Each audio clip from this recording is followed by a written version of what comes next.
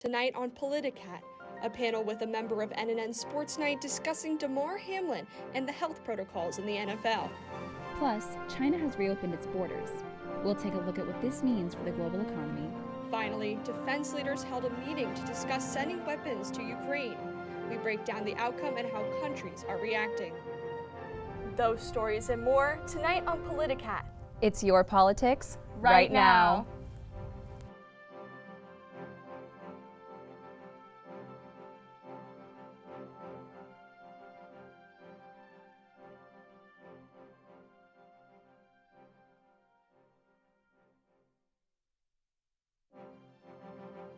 Good evening and welcome to Politicat. I'm Michaela Denault. And I'm Paris Francois.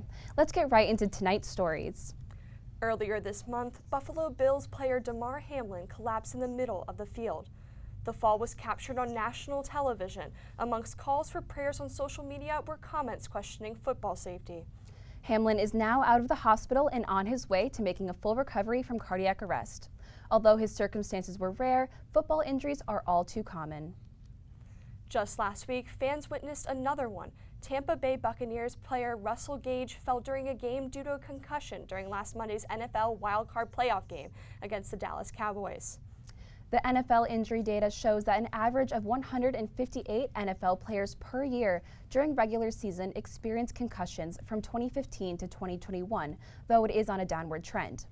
Other statistics show 10% of all college football players experience a brain injury every season. Here to discuss football safety further is NNN Sports Executive Producer Michael Barthelemy. Welcome to Politicat. Thank you for having me. But before we get into our discussion, Politicat reporter Hannah Jiang talked to Dr. Christopher Hicks at Northwestern Medicine, specializing in sports medicine, about Hamlin's injuries and what football players can do to prevent injuries. Yeah, and specifically in the case of Damar Hamlin, it's not a concussion, but it's like it was a really kind of scaring thing to see on TV. Yeah. He just collapsed after I just googled it. It's like commotio cordis, like that's the term for it. Yeah. So could you talk a bit more about it? I'm in the sports medicine field, and that is probably the first time I've ever seen it throughout training. You have to hit the heart in the right direction at the right time, at the right moment that the heart is beating in order to cause some electrical disturbance. So our heart beats based off electricity, and so if it gets hit at a certain moment, that you'll actually get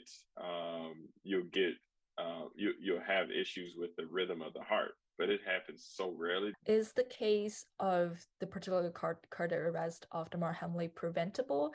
And also, what are the other preventions people can do for football players to be, running and healthy, to not have concussion, like prolonged concussions, I guess? That's important to go get your physical exam with your sports doctor, making sure that everything is sort of in line and looking pristine. Family history is very important. Pre-existing conditions, if you ever had other heart issues, is very important. Now, we have a lot of work ahead of ourselves, and hope, we'd love if technology continues to advance to the point where that can be helpful as well. Thank you, Hannah, for the interview. Again, welcome to Politicat, Michael. Thank you. So what was your reaction to Damar Hamlin's collapse? Was it a shock to you, or was it a bit of a deja vu? Sadly, it is sort of a deja vu. It's sort of this jarring sequence that happens throughout every couple of years throughout a football game, and it's so easy to forget amongst all the gamesmanship and the camaraderie around the NFL, the politics of it, that make it just so interesting to millions of fans around. But every once in a while, you get that eerie sort of phenomena that goes on. In 2017, it was Ryan Shazier who was hit. It broke his spine, essentially. It fractured his spine, had him paralyzed. He had to rehab his way in order to just learn how to walk again. So after that, and then Damar, who really just had a sequence of, in his heartbeat cycle, there was that precise moment in his cycle where it would have resulted in the cardiac arrest that he had. And it just so happens that he was hit right at that moment. So it is just, again, a really eerie sort of sight to see on the football field, and it's an eerie reminder of what can happen. Yeah, and going off of that, Michael, Dr. Hicks talked about how Hamlin's case is very rare, but we know concussions is a more common football injury. What have you learned about concussions in football in your previous reporting? Well, weirdly enough, you hear so much about concussions, but the rates are down, as mentioned before. 275 reported concussions in 2015. That number is all the way down to 187. So it's a 32% drop. Still, it's a very high number for the NFL, averaging over 10 concussions a week. That is the most glaring issue that the league has in front of them, and it's been an issue for them throughout the league's existence, really, but especially since 2016, when focus was really shown as to the correlation between football head injuries and CTE, which has side effects similar to depression, and it can lead to suicide, which we have seen from multiple retired NFL players who have been diagnosed with CTE after their numerous concussions. So it is something that the NFL is constantly working to improve upon, but it's always going to be kind of the elephant in the room. Mm-hmm.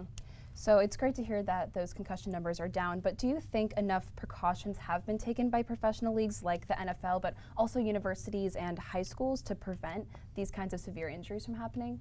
Mm-hmm. Well, it's a real tough line, Paris, to kind of draw, because on one end you want to maintain the integrity of the game, and so much of the game is built into this sort of barbaric violence and hitting each other.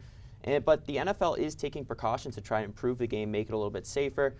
They've disincentivized teams from the kickoff play, which is a leading cause of head injuries for players, and so they're working to eliminate that slowly. And the grandest penalty you can have in the NFL is head-to-head contact. If a player is leading with the crown of his helmet, it's marked as a targeting call, and then the player is ejected from the game. So the NFL clearly is putting this as a priority, but sort of how the league has kind of got about things, it's not too dramatic of an approach to make really consequential change. And given the danger, do you think there would be more decline of enthusiasm for American football? Michaela, it's been the conversation for a long time, and it's a conversation that is sort of just stagnating, because the NFL, at the end of the day, is only growing. In the United States, it is the most popular sport. There is over 2 million ticket requests for when the NFL went to Munich this year. And so the conversation is more centered around a parent's responsibility if you're going to hold back your kids from youth football. But I don't really see a decline in the NFL's popularity. Thank you so much, Michael, for your insights. And we are glad that Politicat and Sports Night finally collaborated. Coming up, the impact of China's borders reopening on the larger economy. And more classified documents discovered at President Biden's home. How this differs from the documents found at Mar-a-Lago. Welcome back. Yet another community marked by violence. What were supposed to be scenes of reflection and rejoice over the coming of the Lunar New Year quickly turned into those of tragedy following a mass shooting at Monterey Park in California. The Asian American and Pacific Islander community is now the latest to be marked by gun violence after assailant opened fire at a dance studio, killing at least 11 people, all over the age of 50, and injuring 9 others. Shortly after the attack, the gunman made his way to a second studio in a neighboring Alhambra, but he was taken down by a bystander, 26-year-old Brandon Say, before he could fire at the second location. The news comes on the heels of more mass shootings, all of these reported in just the past 3 days. This morning, a suspect was taken into custody after allegedly shooting and killing 7 people in 2 different locations in Moon Bay, California. 1 person was killed and 7 others injured at a gas station in Oakland. And in Iowa, 2 students died and another person was injured following a shooting at Des Moines Charter School. To date, the Gun Violence Archive, an independent data collection group, has noted that there have been 39 mass shootings in 2023 alone, a staggering number that reveals there has been more shootings than days this year, as the country grapples with a gun violence epidemic. For the first time in nearly 3 years, borders are open in China. The country abruptly lifted its zero-COVID policies in late December of 2022. While it means that the last major economy has returned to normal, concerns remain about how the opening will affect the global economy and the spread of the virus. Jeremy Fredericks is here with more details. Jeremy, good evening. Good evening, Paris. There's a new dawn in China. The government has lifted strict lockdowns, quarantines, and restrictions on gatherings. China is the last major economy to lift COVID-19 restrictions nearly a year after the United States and European countries did. The reopening came at the height of protest against COVID restrictions last fall in major Chinese cities including Shanghai, Beijing, and Guangzhou. People started going on the streets after the response to a fire in Urumqi, a western Chinese city, was allegedly impeded by lockdown facilities. The government responded by easing restrictions in December. The Chinese Federal Health Agency said that more than 60,000 people died from COVID-19 in December, but that number is difficult to trust. The Chinese Communist Party has been reported to conceal the real data. According to the World Health Organization, 87% of people in China received 2 shots of the government-funded vaccine. The World Health Organization says that the COVID vaccines available in China are less effective than the vaccines approved in the United States, like Moderna or Pfizer. There are fears that with so many people traveling around and to China for Lunar New Year, which began on Sunday, new variants may spread. Some countries have mandated testing for travelers flying from China, including here in the United States. And on the economic side, the reopening could further raise global inflation as the second largest economy returns to the market. An Indian central banker said that inflation in the already volatile gas and electricity market could rise, while a market analyst said that the inflation could lead to interest rates remaining high in this country. China reported a growth rate economically of 3% last year, its second lowest since the 1970s. Paris, Michaela, back to you. Thank you, Jeremy. And in breaking news from today, about a dozen classified documents were found at former Vice President Mike Pence's home in Indiana last week. They have been turned over and are being reviewed by the Department of Justice. That follows the discovery of a 4th batch of classified documents at President Biden's home in Wilmington last Friday, after a 13-hour search by federal agents. The president voluntarily gave full access to the search. Politicat's Luis Castaneda explains how the president's latest scandal fares against the former President Trump's Mar-a-Lago saga. After a 13-hour investigation, a new set of classified documents surfaced last Friday afternoon, stemming from Biden's time as senator and vice president. According to a Reuters IPSOS poll, the president's approval rating dropped to 40%, near the lowest level of his presidency. While the president intends on announcing his 2024 bid for re-election later next month, his major opponent, former President Donald Trump, is already on the campaign trail after announcing his candidacy last November. What we know now is that both Trump and Biden are under investigation by special counsels. However, there are key differences between the two. The FBI raid of Trump's Mar-a-Lago resort in Florida found 11,000 documents. About 300 of them were marked as classified or top secret, while only 25 documents have so far been found at Biden's residence in Delaware and the Biden Penn office. Contained in Trump's documents, an unidentified foreign power's nuclear and military capabilities. In Biden's documents, U.S. intelligence on Iran, Ukraine, and the United Kingdom. Trump could be facing criminal charges for obstruction after the National Archives requested he return the documents and his lawyers falsely claimed they had all been returned. The president's legal team has tried to be transparent, allowing voluntary searches of Biden's locations, the FBI calling it planned and consensual. This comes after the first batch was found in November, but only became public after CBS reported on them in January. Former President Trump alleging a double standard, saying on social media, "When is the FBI going to raid the many homes of Joe Biden?" Willful intent or knowledge of mishandling would be necessary in order to find Biden guilty. However, according to the Department of Justice, a sitting president cannot be indicted. Americans hoping to see an indictment before Election Day will be out of luck, as special prosecutions of this nature can take up to, sometimes even over, 900 days. For Politicat, this is Luis Castaneda. Thank you, Luis. Politicat will keep you updating you on the ongoing investigations. Chicago's mayoral election is just over 1 month away on February 28th. Politicat's Simone Garber has more on how this race is shaping up and what the candidates have to say about Chicago's battle against crime. Thanks, Paris.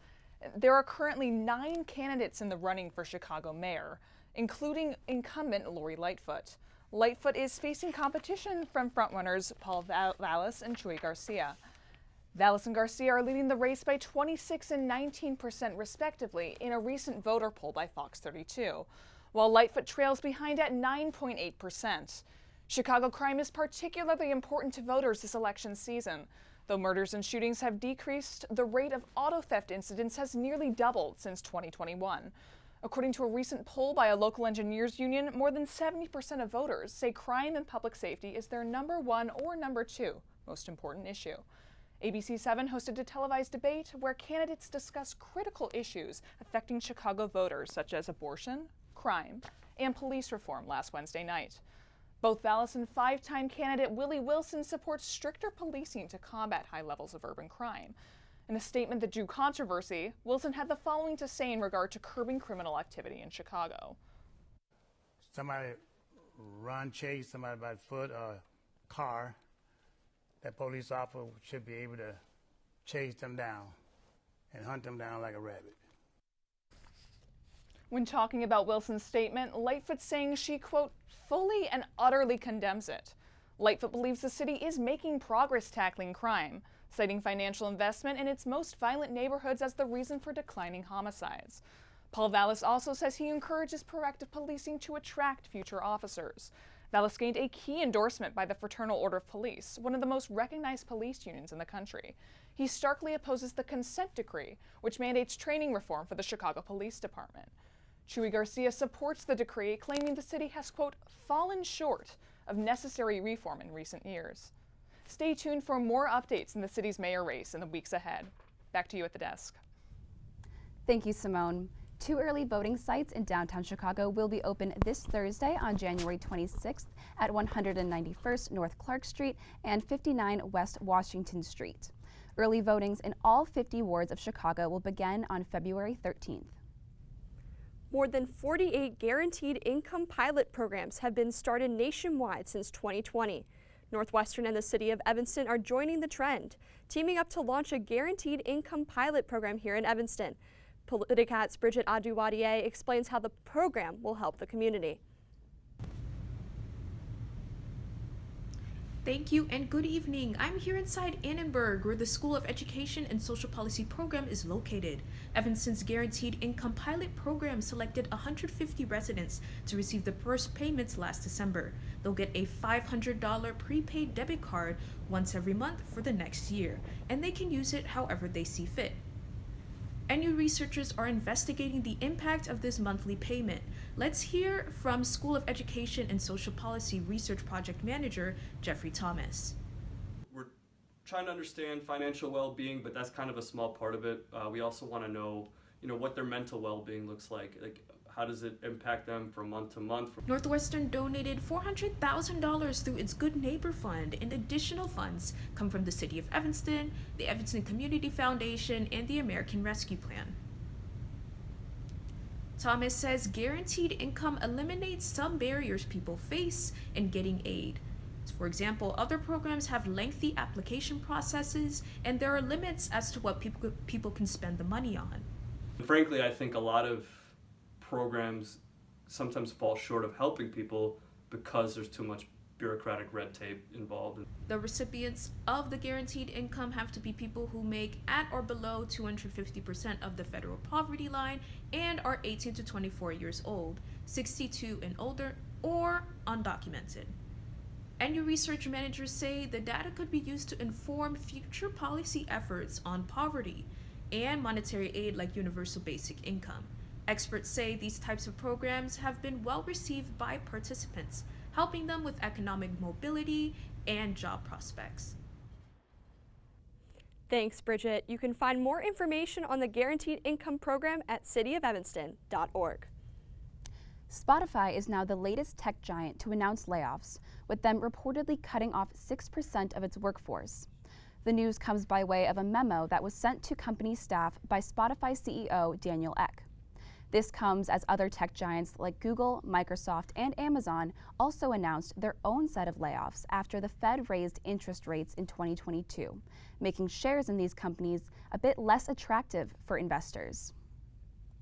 In the memo to employees, X said, "In hindsight, I was too ambitious in investing ahead of our revenue growth, and for this reason today, we are reducing our employee base by about 6% across the company."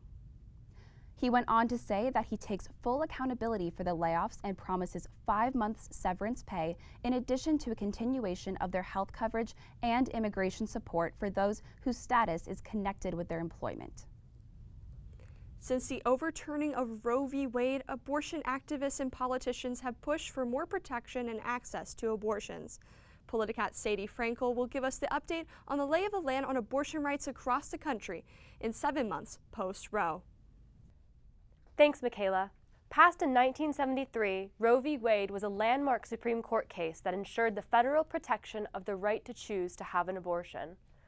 Almost 50 years later, the Supreme Court overturned that decision, leaving it up to the states to determine if they want to protect that right. Immediately after the decision, many states issued trigger laws banning abortion in their state. As of January 2023, abortion is fully banned in 13 states, including Alabama, Mississippi, and Tennessee, with other states restricting access based on a person's stage in pregnancy.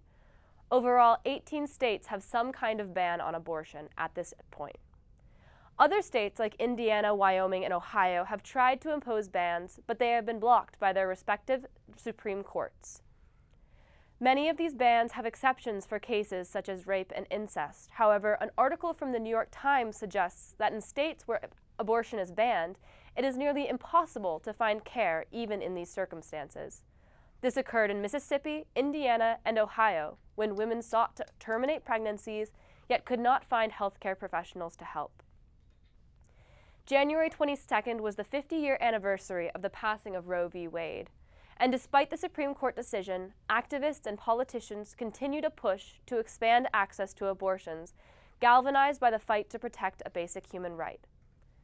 Vice President Kamala Harris gave a speech Sunday compelling lawmakers to expand access to abortion care. Although the office of the president and the vice president do not have the power to overturn a Supreme Court decision, some members of Congress are working to codify Roe v. Wade.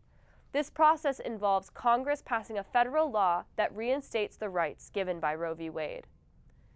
16 states plus Washington, D.C. have abortion protections in their state laws as of now, but in order to return to the rights guaranteed under Roe v. Wade, federal codification is necessary.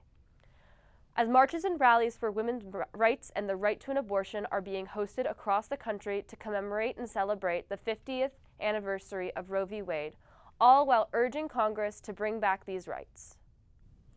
Thank you, Sadie. After the break, how Germany's hesitance to send tanks is affecting Ukraine's fight against Russia. Welcome back. A UN delegation has said they've made progress on expanding women's rights in Afghanistan after meeting with senior Taliban officials. Last month, the Taliban banned women from universities and non-governmental organizations.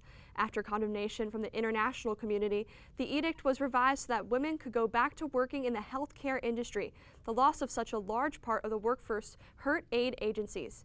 The UN Deputy Secretary General Amina Mohammed warned that there is still a long fight ahead. Updates on the Russia-Ukraine war: Germany and the U.S. are still holding out of sending battle tanks to Ukraine, while Russia escalates the attacks. Politicat's Braden Spate listened in an international defense meeting in Germany last Friday and brings us the updates. Thanks, Michaela. More than 50 defense leaders from around the world met in Germany last Friday to discuss the best way to provide tanks to Ukraine. The meeting did not end with an agreement. At the beginning of the meeting, President Zelensky, who attended virtually, had this to say. But do we have a lot of time? No. Terror does not allow for discussion. The terror which burns city after city becomes insolent when it feels that the defenders of freedom run out of weapons against it. The war started by Russia does not allow delays.